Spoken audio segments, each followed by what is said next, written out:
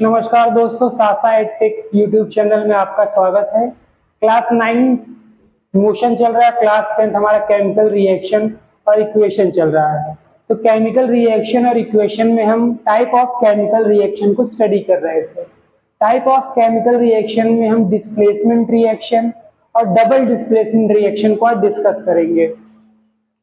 तो जैसा कि आप देख पा रहे होंगे, डिस्प्लेसमेंट रिएक्शन एक साइड लिखा गया है और दूसरे साइड लिखा गया है डबल डिस्प्लेसमेंट रिएक्शन। तो सबसे पहले हम डिस्प्लेसमेंट रिएक्शन को समझेंगे कि डिस्प्लेसमेंट रिएक्शन होता क्या है। तो डिस्प्लेसमेंट रिएक्शन होता है व्हेन मोर रिएक्टिव एलिमेंट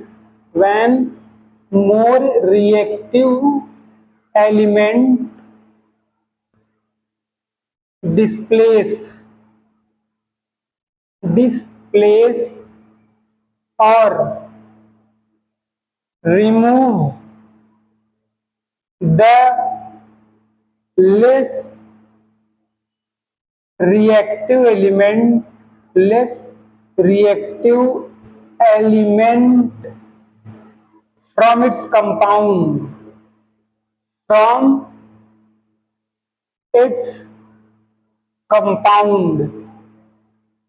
तो उसे हम क्या कहते हैं? Displacement reaction. डिस्प्लेसमेंट रिएक्शन में एक हाई रिएक्टिव एलिमेंट होगा जो कि लो रिएक्टिव एलिमेंट को क्या करेगा? रिमूव करेगा। तो एक एग्जांपल के थ्रू इसको और क्लियर करते हैं कॉन्सेप्ट को। एक एग्जांपल के थ्रू इस कॉन्सेप्ट को हम क्लियर करते हैं। जैसे कि एग्जांपल है आयरन। आयरन जब भी CuSO4 से रिएक्ट करेगा, तो ये क्या करेगा? आयरन क्या है? हाई रिएक्टिव एलिमेंट है। कॉपर जो है लो रिएक्टिव एलिमेंट है। तो ये कॉपर को डिस्प्लेस करके बना लेगा FeSO4 और यहाँ पर हमारा कॉपर जो है वो अकेला हो जाएगा। कॉपर क्या हो जाएगा? अकेला हो जाएगा। तो ऐसे रिएक्शन जहां पर आयरन या फिर high reactive element low reactive element को डिस्प्लेस करके दूसरा कंपाउंड बनाएगा, वो क्या कहलाएगा? Displacement reaction. Double displacement reaction क्या है? डबल डिस्प्लेसमेंट रिएक्शन क्या होता है? when ions at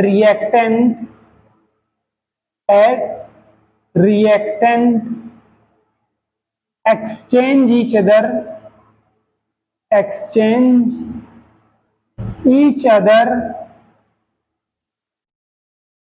to form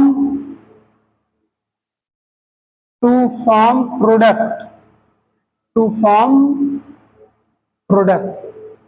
यहां पर क्या होता है? आयंस जो होते हैं रिएक्टेंट साइड वो एक्सचेंज हो जाते हैं। आयंस जो बनते हैं रिएक्टेंट साइड वो एक्सचेंज करके प्रोडक्ट फॉर्म करते हैं। जैसा कि एग्जांपल अगर देखें तो एग्जांपल देखें, अगर सोडियम सल्फेट है, सोडियम सल्फेट, और जब सोडियम सल्फेट बैरियम क्लोराइड से रिएक्ट करेगा। किससे रिएक्ट करेगा? बैरियम क्लोराइड से। तो सोडियम सल्फेट बैरियम क्लोराइड से रिएक्ट करेगा। तो सबसे पहले देखते हैं इसमें आयन कौन कौन सा बनेगा। पहला तो यहां बनेगा सोडियम का एक आयन, सल्फेट का एक आयन बनेगा, बैरियम का एक आयन बनेगा और उसके बाद क्लोरीन का आयन बनेगा। जैसा कि डिफिनीशन लिखा गया है, आयंस जो होते हैं reactant side, ions at reactant side. तो ये आपको बताया गया ये रिएक्टेंट साइड है और ये क्या है? आयंस हैं।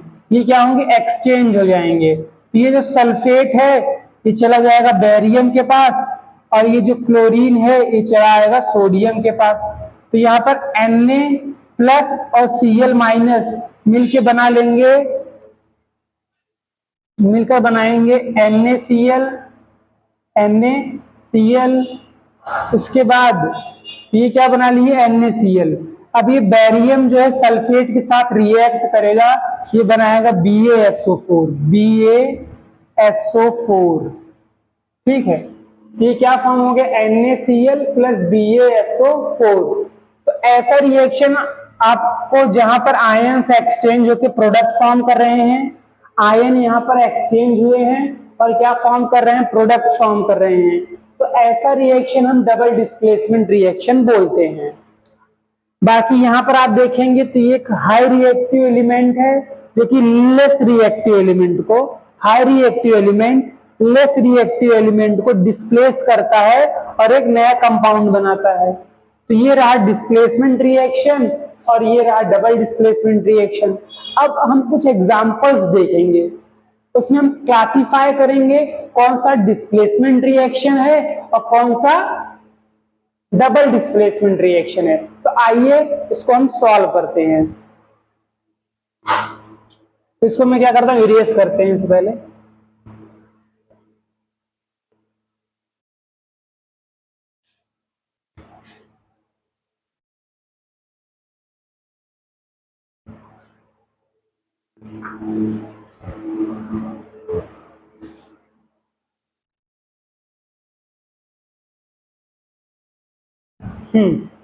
तो आइए हम ये 5 क्वेश्चंस आप देख पा रहे होंगे, 5 नहीं है 6 हैं। तो ये 4, ये 5 और ये 6।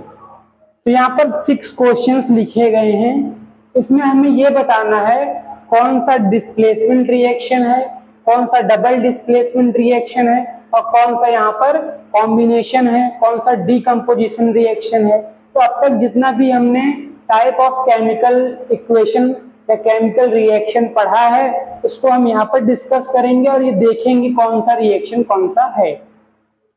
तो सबसे पहले जो लिखा है यहाँ पर जो ये जिंक प्लस कॉपर सल्फेट का जब रिएक्शन होता है तो बनता है जिंक सल्फेट प्लस कॉपर। तो जब जिंक, यहां पर क्या है, जिंक जो है हाई रिएक्टिव एलिमेंट होता है कॉपर से, जिंक हो गया, जिंक, लेड, आयरन, ये 3 एलिमेंट जो है ये हाई रिएक्टिव होते हैं कॉपर से। जब भी ये कॉपर के साथ रिएक्शन में आपको दिखेंगे, आपको सिंपल यही करना है, कॉपर की जगह पे इन तीनों एलिमेंट में से किसी एक को लिख देना है और सल्फेट के साथ उसको चिपका देना है। तो जैसे कि यहाँ पर जिंक ने कॉपर को डिस्प्लेस किया, खुद जो है सल्फेट के साथ चिपक गया है और कॉपर को क्या कर दिया गया, अकेला कर दिया है। तो यहाँ पर क्या हो रहा है, high reactive element low reactive element को डिस्प्लेस करके प्रोडक्ट बना रहा है। तो जब भी हाई रिएक्टिव एलिमेंट किसी लो रिएक्टिव एलिमेंट को डिस्प्लेस करेगा तब उस टाइप ऑफ रिएक्शन को हम बोलते हैं डिस्प्लेसमेंट रिएक्शन। क्या बोलते हैं, डिस्प्लेसमेंट रिएक्शन। तो ये है डिस्प्लेसमेंट रिएक्शन, डिस्प्लेसमेंट रिएक्शन। अब सेकंड देखते हैं। तो यहां पर भी है लेड, क्या है, लेड। तो ये लेड जो है कॉपर को डिस्प्लेस करके खुद जो है क्लोरीन के साथ चिपक गया है और कॉपर को अकेला कर दिया है। तो ये क्या है, हाई रिएक्टिव एलिमेंट है, लो रिएक्टिव एलिमेंट को डिस्प्लेस करके कंपाउंड बना लेता है PbCl2 का। तो ये भी क्या हो गया, डिस्प्लेसमेंट रिएक्शन हो गया, डिस्प्लेसमेंट रिएक्शन। ठीक, उसके बाद ये क्या है, ये आयरन है। आयरन जो है हाई रिएक्टिव एलिमेंट होता है, हाइड्रोजन लो रिएक्टिव एलिमेंट है। तो ये आयरन जो है हाइड्रोजन को रिप्लेस करके यहाँ सल्फेट के साथ जुड़ गया है और हाइड्रोजन गैस इवॉल्व हो गया है। तो ये भी क्या है, डिस्प्लेसमेंट रिएक्शन है, डिस्प्लेसमेंट रिएक्शन। तो अब तक आपने जो 3 रिएक्शन देखे हैं ये तीनों कैसे हैं, डिस्प्लेसमेंट रिएक्शन है। ये तीनों कौन से रिएक्शन है, डिस्प्लेसमेंट रिएक्शन। अब आइए हम चौथे नंबर का रिएक्शन डिस्कस करते हैं। तो चौथे नंबर का जो रिएक्शन है इसको बोलते हैं लीड नाइट्रेट। ये क्या है, लीड नाइट्रेट। अब ये लेड नाइट्रेट क्या कर रहा है, पोटेशियम आयोडाइड के साथ रिएक्शन में है, पोटेशियम आयोडाइड। हाँ, तो लेड नाइट्रेट पोटेशियम आयोडाइड के साथ क्या है, रिएक्शन में है। तो आइए इसको देखें। इसमें क्या है, ये जो पोटेशियम है, लेड है, ये 2+ में रहता है। नाइट्रेट जो है वो सिंगल आयन के साथ रहता है, पोटेशियम प्लस रहता है और आयोडीन माइनस रहता है। तो अब ये लेड इस आयोडीन के साथ रिएक्शन करेगा और ये पोटेशियम जो है इस नाइट्रेट के साथ रिएक्शन करेगा, क्योंकि यहाँ पर आयंस जो है एक्सचेंज हो रहे हैं। आयंस क्या हो रहे हैं, एक्सचेंज। ये जो कैटायन है ये एनायन के साथ रिएक्ट करेगा, ये कैटायन इस एनायन के साथ जाएगा। Positive charge sorry opposite charge एक दूसरे को क्या करेंगे, अट्रैक्ट करेंगे। तो जब ये पीबी लेड जो है आयोडाइड के साथ रिएक्ट करेगा तो PbI2 बनाएगा, और पोटेशियम जो है रिएक्ट करेगा नाइट्रेट के साथ तो KNO3 बनाएगा। तो यहाँ पर आयंस एक्सचेंज हुए हैं। तो जब भी आयंस एक्सचेंज होंगे तो मेरे दोस्तों यहाँ क्या कौन सा रिएक्शन होगा, डबल डिस्प्लेसमेंट रिएक्शन। ये है double displacement reaction, double displacement reaction. तो कौन सा रिएक्शन हो गया, ये डबल डिस्प्लेसमेंट रिएक्शन। अब आइए 5वां नंबर देखते हैं। तो 5वां नंबर में क्या है, ये भी लेड नाइट्रेट है। क्या है, लेड नाइट्रेट। तो जब लेड नाइट्रेट जो है हीट होगा, हीट होने के बाद ये बनाएगा लेड ऑक्साइड, नाइट्रोजन डाइऑक्साइड और ऑक्सीजन डाइऑक्साइड, ये बनाएगा। तो यहाँ पर क्या हो रहा है, यहाँ पर नाइट डिस्प्लेसमेंट हो रहा है कि हाई रिएक्टिव एलिमेंट किसी लो रिएक्टिव एलिमेंट को डिस्प्लेस कर रहे हैं। इसका मतलब डिस्प्लेसमेंट रिएक्शन नहीं होगा। यहाँ पर आयंस का एक्सचेंज भी नहीं हो रहा, क्योंकि आयंस का एक्सचेंज तो दो सब्सटेंस के बीच में होगा, यहाँ पर सिंगल सब्सटेंस है। इसका मतलब डबल डिस्प्लेसमेंट रिएक्शन भी नहीं होगा। यहाँ क्या हो रहा है, सिंगल सब्सटेंस है तो कॉम्बिनेशन रिएक्शन भी नहीं होगा। तो ये डीकम्पोजिशन रिएक्शन, क्योंकि यहाँ पर सिंगल प्रोडक्ट जो है, सिंगल रिएक्टेंट या सिंगल सब्सटेंस जो है दो या दो से ज्यादा प्रोडक्ट बना रहा है। तो ये डीकम्पोजिशन रिएक्शन हो गया, डीकम्पोजिशन रिएक्शन। अब ये कैल्शियम कार्बोनेट एक सब्सटेंस है, ये हीट होके दो सब्सटेंस बना रहा है, इसका मतलब ये भी डीकम्पोजिशन रिएक्शन है। तो आई होप आपको ये 6 एग्जाम्पल समझ में आ गए होंगे, आपने इनको अच्छे से समझ लिया होगा और आपने ये भी समझ लिया होगा कि 6 एग्जाम्पल जो थे ये केमिकल रिएक्शन के थे। हमने से 6 एग्जाम्पल में ये डिस्कस किया कि केमिकल रिएक्शन होता क्या है, ठीक है। तो ये हमने क्या किया, यहाँ पर डिस्कस किया। आगे हम कुछ क्वेश्चंस हैं एनसीईआरटी के, उनको डिस्कस करेंगे। इसमें हम एग्जाम पॉइंट ऑफ व्यू से चीजों को देखेंगे। आप इसको नोट कर लीजिए।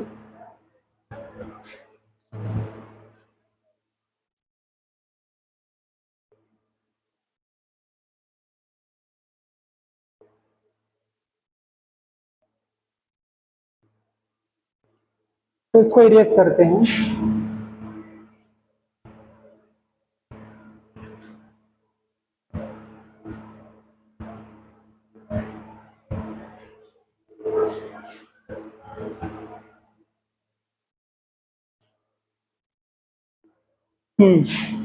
तो एनसीईआरटी का क्वेश्चन है, एनसीईआरटी का फर्स्ट क्वेश्चन है, क्वेश्चन इंपॉर्टेंट है।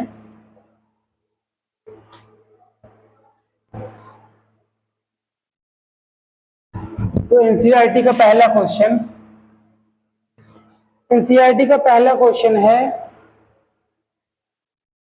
एक रिएक्शन है,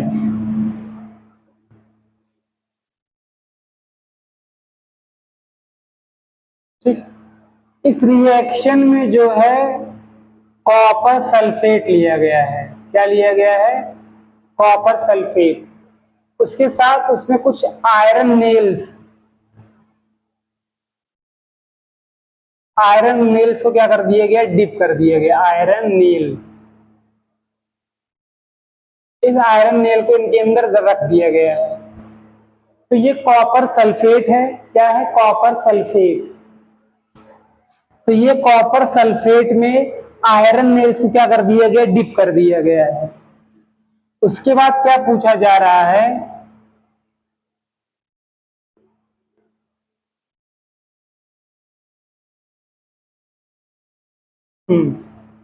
तो क्या हुआ, जब ये कॉपर सल्फेट जो कि ब्लू कलर का सॉल्यूशन होता है, तो इसमें क्या होता है, जब आयरन नेल्स को डिप करते हैं, जब ब्लू कलर के सॉल्यूशन को डिप करते हैं आयरन नेल उसमें, तो होता क्या है, इसका कलर जो होता है वो ब्लू ग्रीन हो जाता है।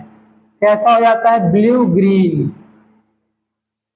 और उसके बाद ये जब ये आयरन नेल्स को बाहर निकाला जाता है, तब ये आयरन नेल्स जो है वो ब्राउन कलर के हो जाते हैं। कैसे हो जाते हैं? ब्राउन कलर के। पहले आयरन नेल्स जो रहते हैं वो ब्राउन कलर के नहीं होते हैं, और कॉपर सल्फेट ब्लू कलर का रहता है। कैसा रहता है? ब्लू कलर का। तो एनसीईआरटी क्वेश्चन क्या पूछ रहा है कि ये जो ब्लू कलर है, ये जो ब्लू कलर है वो ब्लू ग्रीन कैसे हो गया? ये ब्लू कलर ब्लू ग्रीन कैसे हो गया? और जो ये आयरन नेल है वो ब्राउन क्यों हो गया? क्वेश्चन आप समझ पा रहे हैं ना? पहला क्वेश्चन है कि कॉपर सल्फेट जो कि एक ब्लू कलर का सब्सटेंस है वो ग्रीन कैसे हो गया, और सिल्वर का जो आयरन का नेल था वो ब्लैक या ब्राउन कलर कैसे हो गया?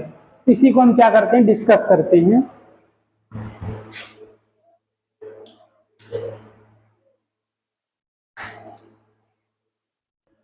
तो हुआ क्या, पहले इसको एक इक्वेशन बना के समझते हैं। इक्वेशन में हुआ क्या कि एक आयरन नेल था जिसको हमने Fe से डिनोट किया। वो जब कॉपर सल्फेट के साथ मिक्स किया गया, कॉपर सल्फेट को या फिर आयरन को जब कॉपर सल्फेट में रखा गया, तो हुआ क्या होगा? ये हाई रिएक्टिव एलिमेंट है, इसने लो रिएक्टिव एलिमेंट को डिस्प्लेस किया। ये फॉर्म हो गया FeSO4, और कॉपर जो है वो बाहर चला गया। तो कलर चेंज होने का रीजन क्या था? कॉपर सल्फेट ब्लू है, तो सॉल्यूशन में जब तक कॉपर सल्फेट है तब तक कलर ब्लू था, लेकिन जैसे ये सॉल्यूशन में आयरन सल्फेट बना तो कलर क्या हो गया? ग्रीन हो गया। तो कलर चेंज होने का रीजन पता चला। कलर इसलिए चेंज हुआ क्योंकि सॉल्यूशन में अब आयरन सल्फेट बन गया है, कॉपर सल्फेट का जो क्वांटिटी है वो खत्म हो चुका है। तो कॉपर सल्फेट होता तो ब्लू कलर का है, उसका क्वांटिटी जब घट गया तो ब्लू कलर घट गया। क्वांटिटी FeSO4 का आयरन की क्वांटिटी बढ़ गई, तो जब आयरन की क्वांटिटी बढ़ गई इसका मतलब ग्रीन कलर बढ़ गया, तो ग्रीन कलर उसमें दिखने लगा। अब कॉपर जो है जो कि ब्राउन कलर का होता है, क्योंकि अभी अकेला है, ये कहां डिपॉजिट हो जाएगा? ये हमारे आयरन के नेल के ऊपर डिपॉजिट हो जाएगा। तो जो ये आयरन का नेल है, ये जो आयरन का नेल रहता है, इसके ऊपर कॉपर जो है डिपॉजिट हो जाता है। तो आयरन के नेल के ऊपर जब कॉपर डिपॉजिट हो जाता है तो आयरन नेल ब्राउन कलर का हो जाता है। तो भैया कलर चेंज क्यों होता है? तो सबसे पहला उसका रीजन था कि डिस्प्लेसमेंट रिएक्शन हुआ, जिसमें FeSO4 फॉर्मेशन होता है, जिस कारण से ब्लू कलर से ग्रीन कलर हो गया। अब आयरन नेल क्यों बना? तो आयरन नेल बनने का कारण था ब्राउन कलर का, कॉपर का डिपोजिशन हो गया आयरन के ऊपर। जब कॉपर का डिपोजिशन हुआ आयरन के ऊपर तो बन गया ब्राउन कलर। तो आपको ये वाला एग्जांपल समझ में आ गया होगा। अब इसको क्या करते हैं? इरेज करते हैं।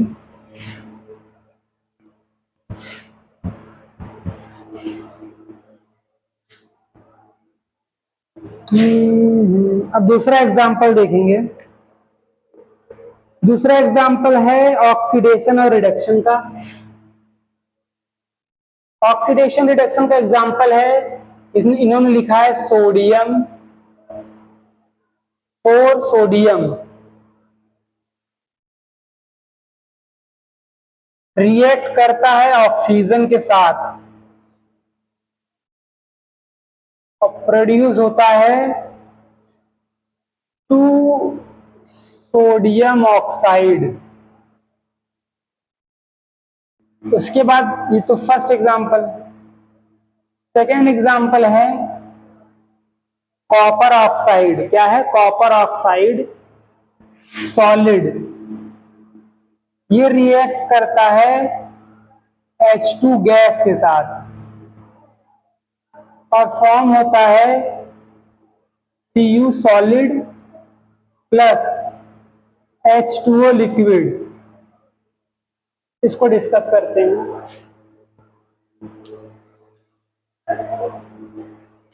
हाँ, तो यहां पर आप देख रहे होंगे, यहाँ पर ये सोडियम है, ऑक्सीजन के साथ रिएक्ट करता है, बनाता सोडियम ऑक्साइड। कॉपर ऑक्साइड है, हाइड्रोजन के साथ रिएक्ट करता है, कॉपर और वाटर बनाता है। सबसे पहले ऑक्साइड ऑक्सीडेशन और रिडक्शन को रिकॉल करते हैं। ऑक्सीडेशन क्या है? यहाँ सोडियम जो है वो ऑक्सीजन गेन कर रहा है, तो यहाँ ऑक्सीजन क्या हुआ? गेन हुआ। ऑक्सीजन गेन हुआ, इसका मतलब ये ऑक्सीडेशन है। ऑक्सीडेशन है। अब यहाँ ये क्या हो गया? ऑक्सीडेशन रिएक्शन हो गया। चलिए, ये तो बढ़िया है। अब उसके बाद यहाँ देखते हैं, ये कॉपर ऑक्साइड है। यहाँ पर आने के बाद इसने अपना ऑक्सीजन लॉस कर दिया, तो लॉस ऑफ ऑक्सीजन हुआ। Loss of oxygen. जब लॉस ऑफ ऑक्सीजन हुआ, इसका मतलब यहाँ रिडक्शन हो गया।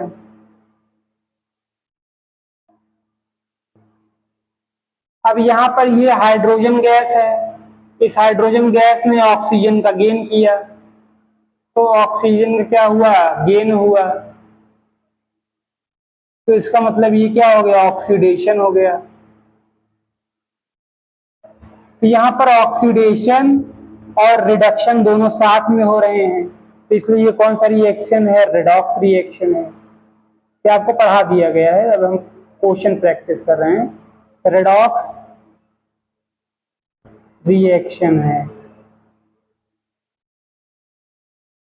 ठीक है। तो ये रेडॉक्स रिएक्शन हो गया। अब क्या है कि हमारा एनसीईआरटी का थ्योरी पोर्शन कंप्लीट हो गया है। अब हम रिकॉल करते हैं हमने इसमें क्या क्या पढ़ा। इसको इरेज करते हैं।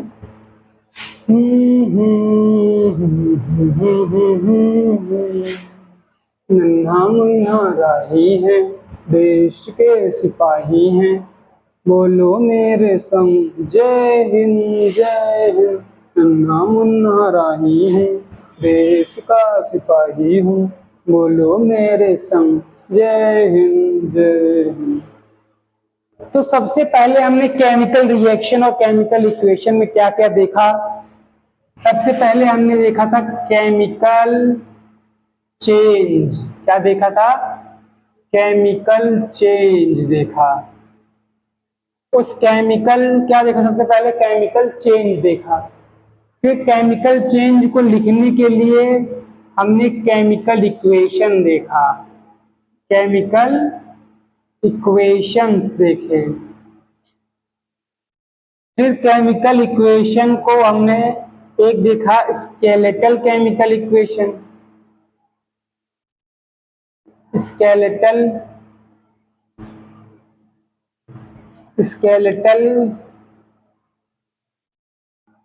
Chemical equation.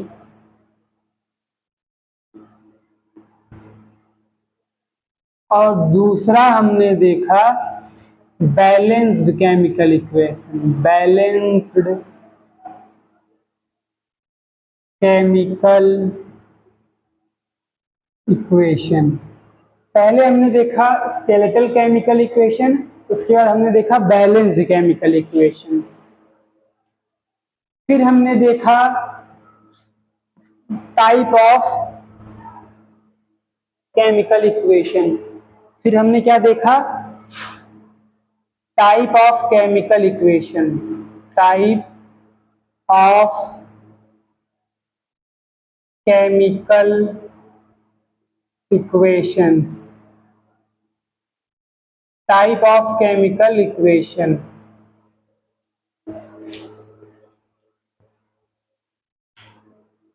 Type of chemical equation में सबसे पहले हमने देखा था कॉम्बिनेशन रिएक्शन। कॉम्बिनेशन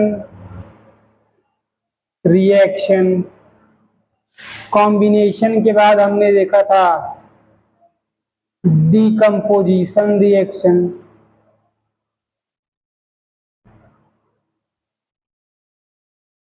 डीकम्पोजिशन के साथ हमने देखा डिस्प्लेसमेंट रिएक्शन।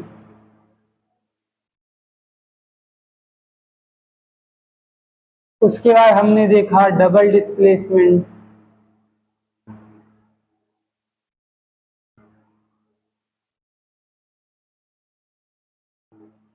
उसके बाद हमने देखा ऑक्सीडेशन। उसके बाद हमने देखा reduction. Reduction, oxidation, double displacement, displacement, decomposition, composition, इसको देखा। उसके बाद इन दोनों में हमने 2 पॉइंट कवर किए कि रेंसिडिटी, उसके बाद हमने किया कोरोजन। ये वाला टॉपिक काफी इंपॉर्टेंट है, balancing the chemical equation, bar bar question इस पे पूछा जाता है। तो हमने क्लास 10th का पहला चैप्टर जो केमिकल इक्वेशन है, केमिकल रिएक्शन, इसको कंप्लीट किया। कुछ क्वेश्चन डिस्कस किए, बचा हुआ क्वेश्चन एनसीईआरटी का है, इसको हम नेक्स्ट वीडियो में कवर करेंगे।